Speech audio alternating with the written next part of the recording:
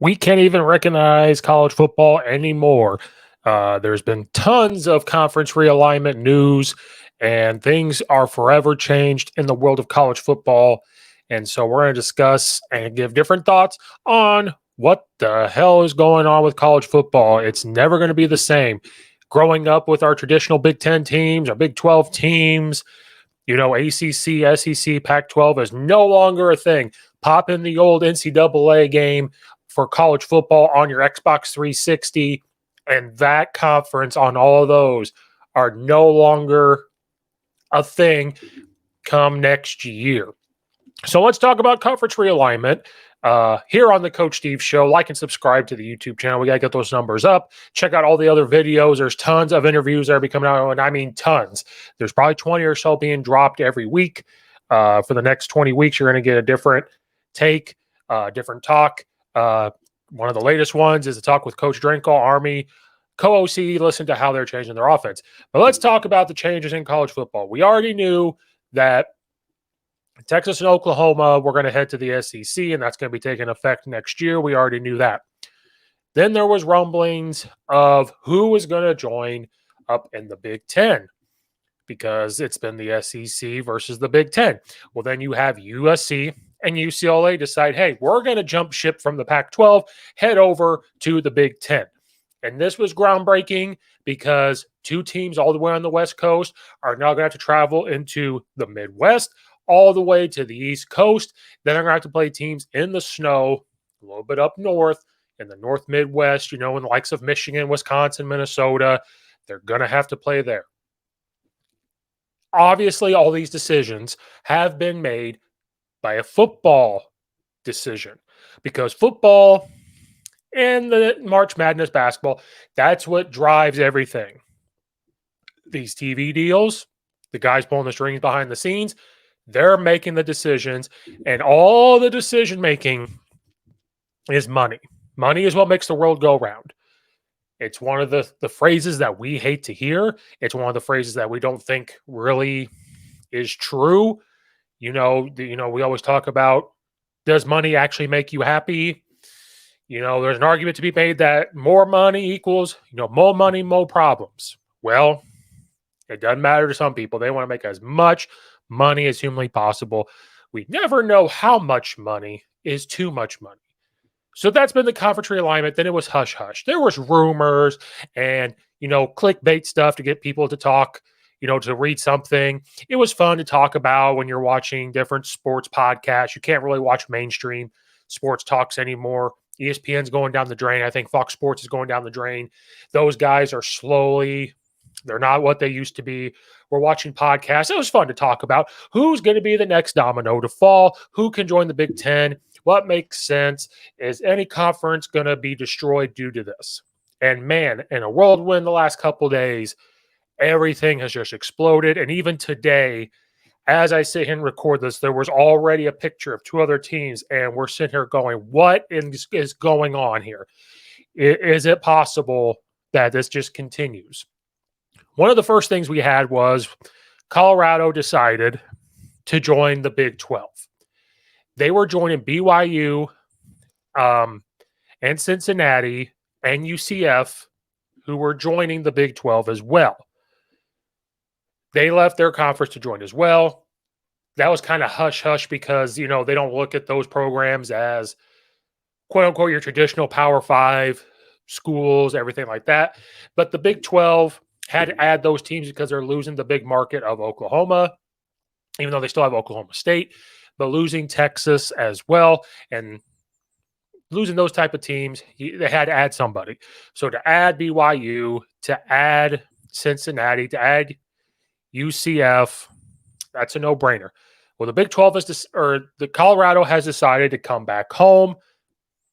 I think they started to see writing on the wall that people keep targeting these Pac-12 teams, made the decision to jump ship. What was the motive for them to go back to the Big 12? Geographically, yeah, a lot of teams right there. You look at a map, teams are right there. Not saying the Pac-12 was too much farther, but they could go play the likes of Texas Tech, TCU, Baylor, Oklahoma State, Kansas State, all right next door. BYU is right next door. They only got to travel to maybe UC. You got to travel to UCF every other year. When you're thinking about football, basketball, they're thinking of all these different types of road games they've got to do. Geographically, probably made sense. And the Big 12 was going to have more money opportunities so far than the Pac 12 because, again, every decision is revolved around money, as we know. So that was one of the dominoes to take effect. They were going to go off to the Big 12. Then huge dominoes started to fall. The Big 10 got bigger. Washington and Oregon have decided to join the Big 10 going into next year. Yes, Oregon and Washington. I thought this was cool, thinking way back in the day of if they were to join, it was going to be cool.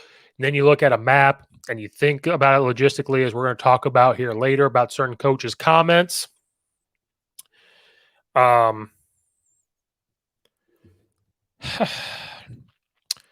This is weird. It's weird because you're going to look at a map. You have 4 West Coast teams, Northwest, the travel that they're going to have to do. So let's look at a map of the new Big 10. So if you're watching the video, here's a new map. We have our traditionalists all in the Midwest towards the East Coast. The farthest west team we ever had was Nebraska.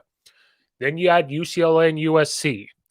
The positives of adding those teams were the Big 10 network now was going to be broadcasted from East Coast to West Coast. Now you can have it in California. UCLA and USC are big-time names and big-time markets in the Los Angeles area to get that TV dollars. That's what was going to happen. That was great about having them. Then recruiting. Now you are traveling. So now if you can recruit in California and you're Illinois, you're Purdue and Indiana, these Midwest teams, you could try to recruit out there. When you fly out there to go play these teams, coach can go talk to a player, can recruit. Pretty cool. Now you're adding Oregon and Washington. Look at the logistics of this. Now, obviously for football, it's every other year. But think about it. If you're Oregon and you got to go play, I mean, I don't know how scheduling wise, because you could sit here and say, hey, for 1 year, they can't go to Penn State and Rutgers and Maryland all in the same year. But you got to think about it from a Rutgers, Maryland, Penn State standpoint, all the way on the East Coast. You're telling me that they got to travel all the way to the West Coast now. Like, this is hugely logistical problems that you could see here. Football, it's every other year. So if you're Oregon, now you're not going to play every team. That's another thing I have to remind myself, and we all have to remind ourselves. They're not going to play every single team. But still, think about the flying. Think about all those things. Now they get the Oregon market. Now they're getting the Washington market. So they're just getting more and more money. Washington and Oregon are big-time programs. Think about recruiting for Oregon and Washington now. Now they're going to get into the Midwest as well. So recruiting-wise, it works all well for them. So that was another domino that fell. Well, then immediately almost after this happened, you got Utah, Arizona State, Arizona, and Houston are deciding that they are going to join the Big 12 as well. So now let's look at another map here. Let's take a look at the brand new Big 12 map if you're watching the video. New Big 12 map. So you added UCF, Cincinnati, and then you added BYU, then you added Colorado. Then within a day, you get Arizona, Arizona State, Utah, Houston. The Big 12 looks great. People could say what they want about all those teams. Utah has won the Pac-12 for 2 years in a row. They are underrated with what they're doing there. They've won a lot of games. Very underrated program. UCF, people are sleeping on. This is going to be great for them in recruiting. Colorado with Deion Sanders and the group there, they're going to do good things this year, I promise you. And Arizona was starting to turn it around. Arizona State's on the mission of turning it around. This is going to be great. And travel-wise, the farthest they're going to have to go, Cincinnati and West Virginia is kind of where they're going to have to travel in UCF. But if you think about it from a Big 10 perspective and that travel, this is nothing. So the Big 12 is trying to stay alive. It's trying to stay alive. Because we already know the SEC map. We don't need to look at that. It's been set. They haven't had any teams since then. They've been talking about adding teams, which we're going to talk about two schools that may be on the move here soon. They're trying to stay alive. So I give the Big 12 credit. The Big 12 was sitting there going, hey, we got poached by the SEC. The Big 10 is adding teams. We are going to get poached. We've got to try to keep up and try to get teams no matter what. I mean, you could arguably say this conference could compete with maybe the Big 10 and SEC. You can't really say Big 10, SEC. I mean, you just never know year in, year out. When the game's not played on paper, you actually have to play the game. But it looks like SEC and the Big 10 are top dogs. ACC hasn't changed. So they know they had to try to stay alive. So adding these teams to help them stay alive. So you only now have 4 teams left in the Pac-12. 4. You got Oregon State, Washington State. You've got Stanford, and you got Cal. That is it. The Pac-12 has been dismantled. So now, what do you do if you're a Pac-12? Do you talk to the Big 12 and combine into a brand new conference, not called the Big 12, not called the Pac-12? You just come up with a brand new name? I personally don't see stuff like that happening because what's been the constant theme here? Money. Money is going to talk. Money rules all. Do you think the commissioner of the Pac-12 wants to give up their job? Like everybody that runs that, do you think they want to give up their jobs? If the Big 12 and Pac-12 can join, could all those head honchos, secretaries, people that run it, could they keep their jobs?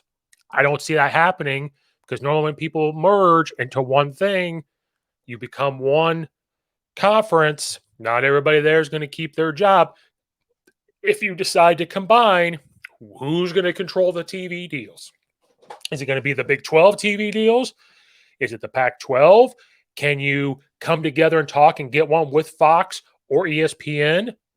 Because you've got the Big 10 network that's kind of moving away. You've got the SEC network that's moving it away. Things are just constantly in motion, and the people behind pulling the strings are just average people, and they are just TV producers. Because everything revolves around advertising money. And again, how much money is too much money? So remember this, the presidents and the athletic directors, they're getting pressured about money, and they need money to keep up when you think about building your facilities. Now with name, image, and likeness, how can you stand out above all? How can the collectives get involved? Well, it involves the TV deals. It involves all of this. That's what makes it go round. So now, if you're the Pac-12, you're sitting there going, what in God's name are we going to do here? I don't know what they're going to do. There's a suggestion that they go to the Mountain West and see if they can't pull teams from there. But now you're in another pickle because, in my opinion, again, if you went to the Big 12, try to combine into one, what name are you going to keep? Do you really think the Mountain West and the people running it want to give up their conference to join that? Maybe. But those people that have their jobs, are they willing to give up their jobs for that? I don't know. Think about it if you were you. Here's a projected map of possible Pac-12 if they were to do this. To me, this doesn't look too bad. You keep Oregon State, Cal, Stanford, and Washington State. Boise State, who has been a winner for many, many, many years, they could join. Maybe you get South Dakota State or, San Diego State, apologies. You get UNLV, get Colorado State, SMU, Rice, Tulane, and Memphis. This is a possibility when you're looking at geographical locations. This was just one of the possibilities. There's many other possibilities that you could type in. Just go on Twitter and type in, Pac-12 new map, and you're going to find different maps. This is just one that caught my eye because then the farthest travel they're going to have to do is a little bit more to, Louisiana, Memphis, a little bit of Texas, but they could still maybe keep the Pac-12. But is this going to bring the TV dollars? Can they still get a contract with ESPN or Fox or whatever it is? Are they still going to be able to bring in money?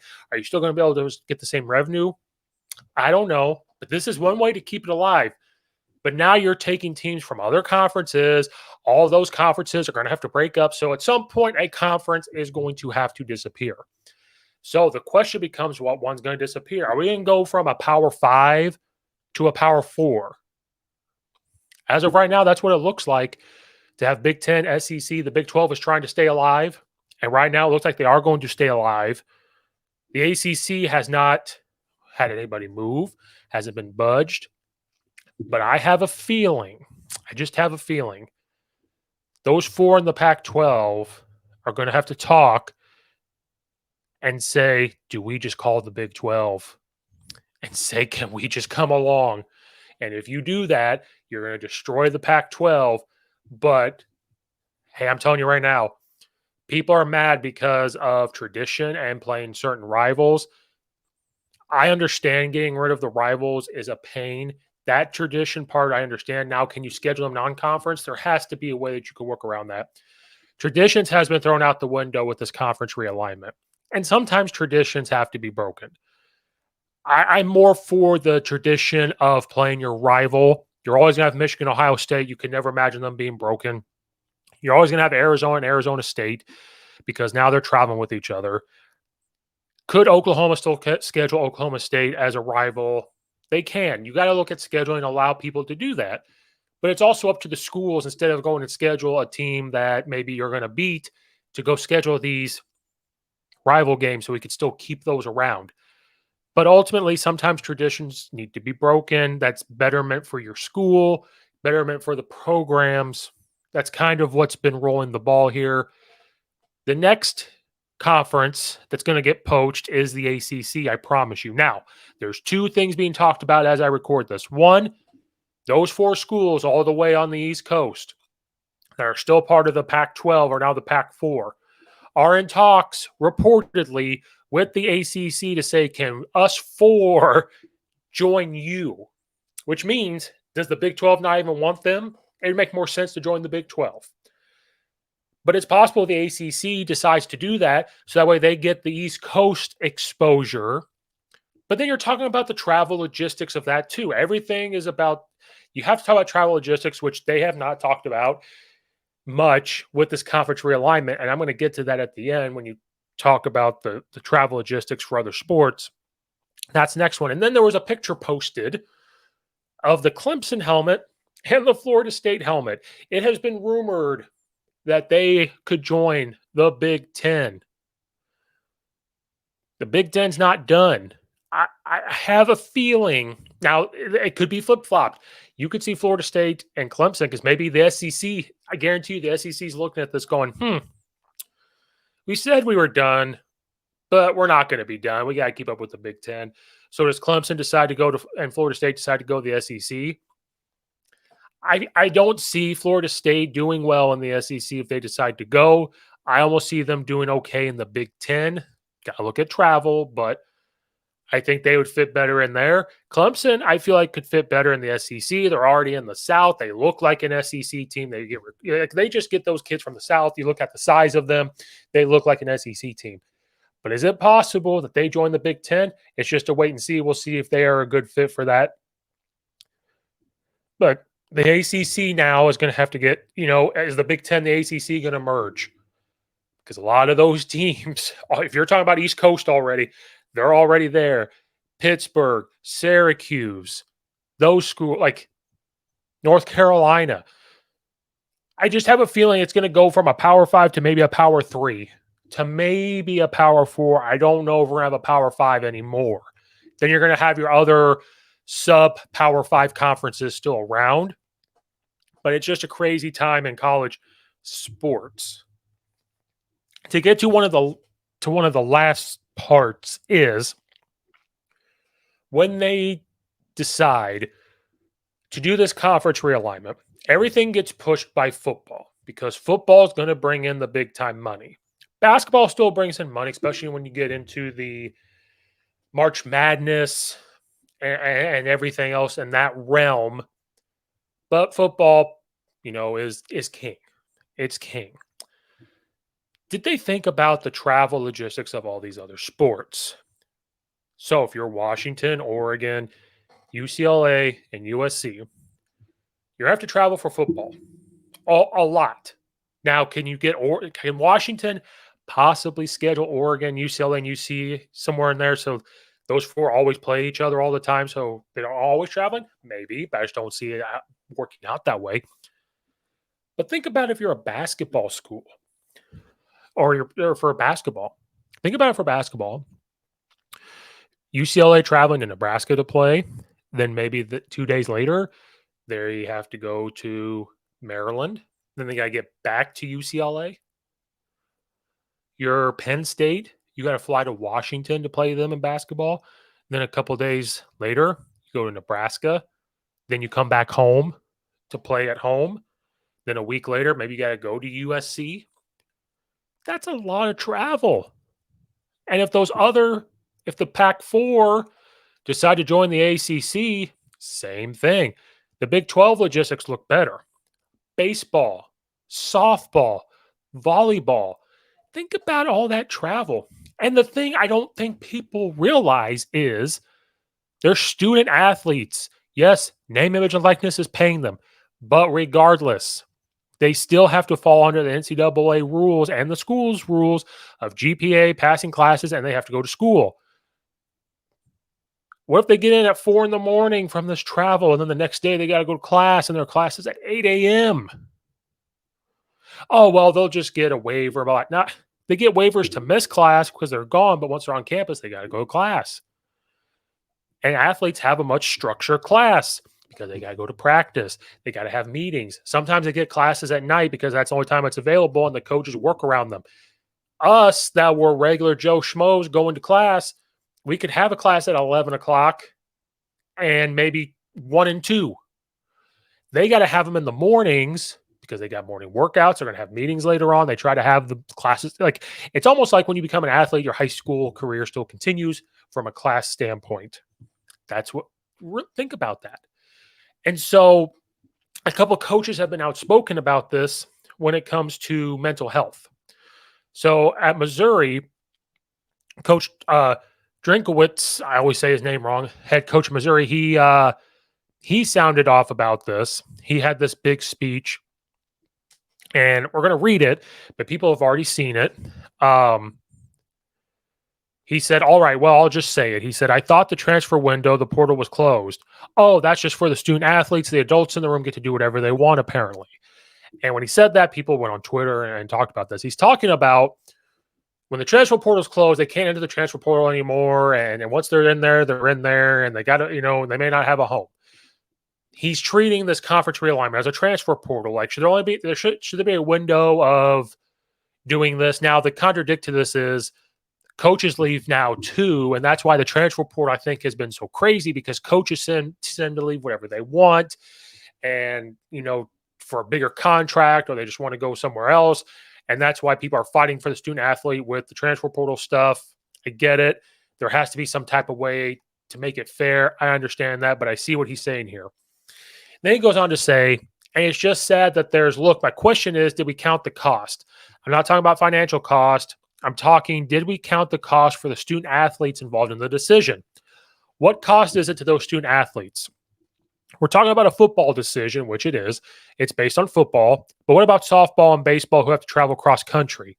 Did we ask about the cost of them? Do we know that the number one indicator or symptom or cause of mental health is?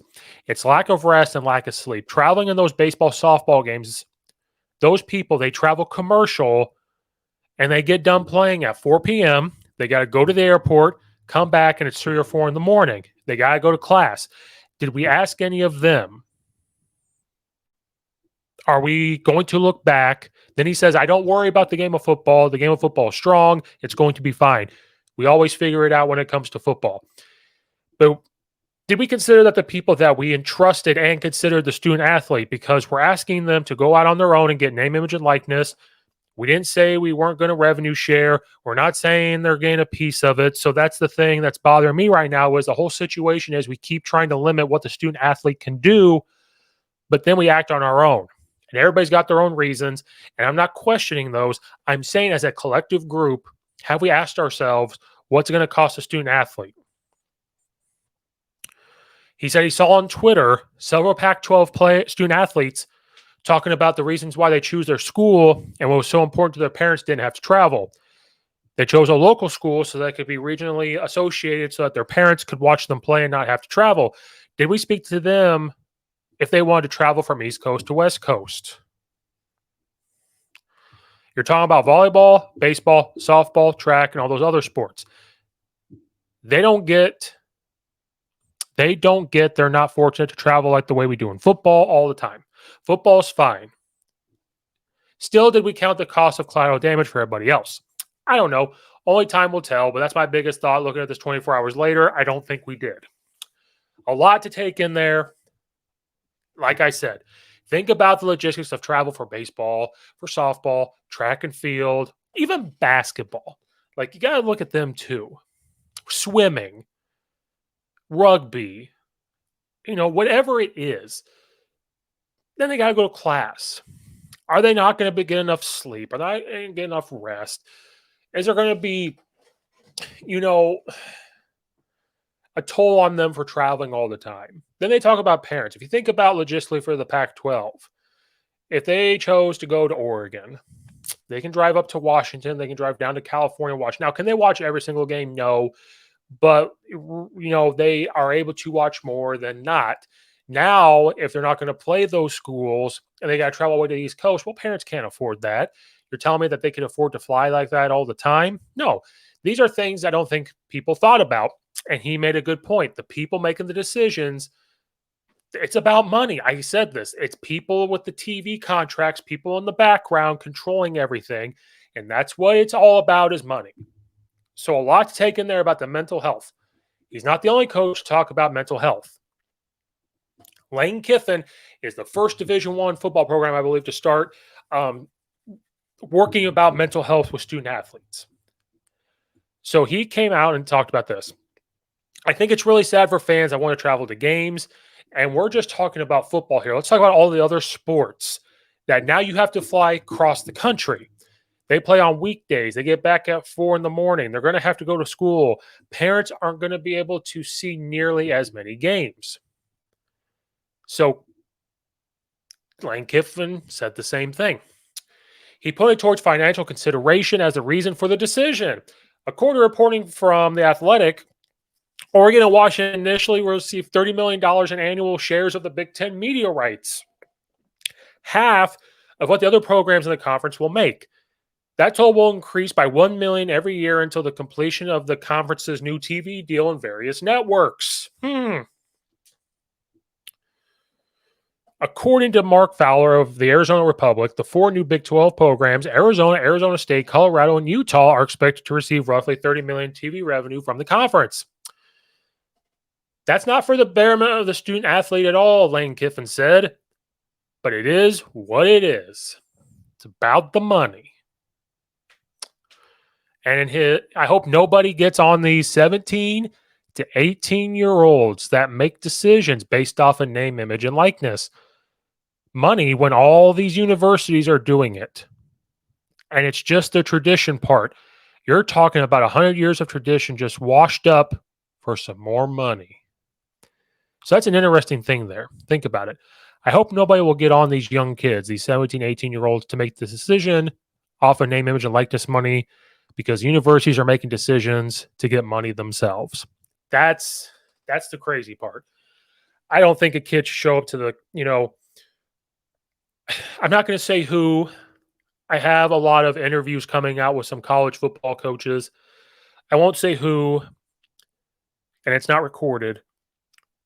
But I get told, never trust the media on everything. And we know that politically, sports, wide world, can't trust everything we see and read all the time, especially with ESPN and Fox Sports. Go straight to the source. You really want to know what's happening with name, image, and likeness.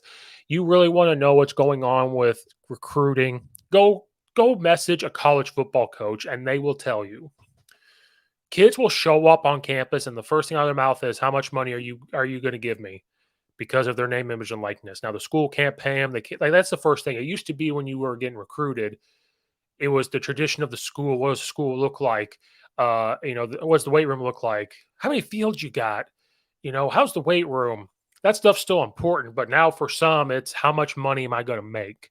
So what Lane Kiffin is saying is we're talking about mental health, but we're also talking about we're complaining about these kids worried about how much money they're going to make and not the tradition of the school, but then the universities and colleges are making decisions off of money. So it's just a weird time we're living in.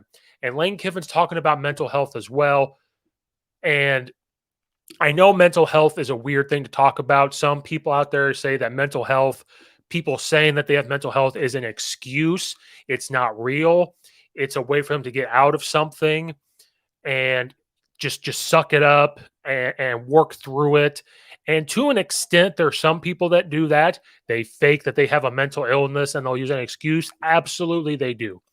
But if you think about how times have changed, has this always been a problem and we just have never addressed it? Or has things changed enough in the environment around us that has caused more young people to have different mental health issues, especially during the COVID times when we're locked up inside? So think about what has changed. We all grew up with phone cords on our phone. The first cordless phone was game changer. We had MySpace. We had iPods. We didn't have touchscreen phones. To get on the internet cost money and minutes. It was never thought about. We didn't really have social media. Think about everything that has churned. We didn't grow up with it. So, how can we sit here and say this doesn't cause mental health? Do we know what the home lives are like? How has the home lives changed? Yeah, there's times mental health wise to suck it up. I get it. We talk about mental toughness. Excuse me. Mental health is a real thing. There's different levels. So we talk about being mentally tough. There's a difference between being mentally tough when you're losing a football game. How do you overcome this as a group and as a team? There's a difference between that. There's a difference between that and a difference with traveling, getting 3 hours of sleep, studying for 2 years of doing this, and then eventually you have a mental breakdown because you can't process things. You don't know how to work things. You're too worried to talk to somebody about it. There's a difference between those type of things. So there's a limit of sucking it up, moving through it, which we all got told to do, then this mental health thing to where they just have to talk through it. Think about as a coach, we always tell kids our door's open, come talk to us about anything. And I don't care if you call people soft. If a kid just wants to come talk to you and talk through maybe their homework with you, that helps them mentally. If they just want to come talk to you about the vacation they took and they went to whatever state and did whatever because mentally they just feel like they want to talk to you about it, awesome. They want to come tell you how they played Call of Duty. I really don't care. That's what it comes down to. So things are made about money. The mental health thing, we have to be careful with because there are kids that take advantage and say, oh, my mental health and everything else. And if we know everything about the kid, yeah, they do it to slide by and, all that not stupid stuff, all those things. But there are some that eventually mental health's a big thing because they don't know how to process things mentally. They don't know how to handle talking to an adult. And we can't sit here and just say, suck it up, suck it up, suck it up, because we all have different environments. We all have different ways of growing up. We all have different home lives. And then social media is a big thing. The kids are afraid of failure. They're afraid of looking bad. And it's because if someone takes a picture of them and puts it on Twitter, Facebook, or mainly Snapchat, I guess, because it goes out to more people that way, then they look bad. Then they get embarrassed and they don't want to put themselves out there and they don't know how to work through it anymore. And because social media, somebody can call in there and say, well, you look stupid, you look dumb, you look fat. Oh, that's your haircut. And eventually, I know that seems soft to some people because some people grew up in the hood and they've been shot at. They've seen people get killed. And mentally right now they're okay. And maybe because they had good support systems around, maybe they just have that mentality of that doesn't bother them. But we're all just different. And we have to make sure that we address that and understand when we're getting played by a kid. Because I've seen social workers, counselors get played by a kid. I'm like, you fell for that. But there are some that truly need it. And I think and I'm getting off on a tangent, but when you look at the college athlete and this, then maybe it works out. Maybe the travel logistics get worked out, but just from the outside looking in perspective right now, it doesn't look good.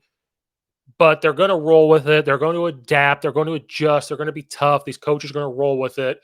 Um, and talking to college coaches, they have to adapt. They have to be positive about the changes that happen because it doesn't do any good to complain about it. You can have conversations, but ultimately, you know, mental health isn't looking good, and only time will tell. But that's it for this conference realignment talk. Make sure you guys like and subscribe to YouTube channel, follow and rate on Apple and iTunes. Leave a review if you can. Please check out all the affiliates. Leave a comment in the comment section down below as well.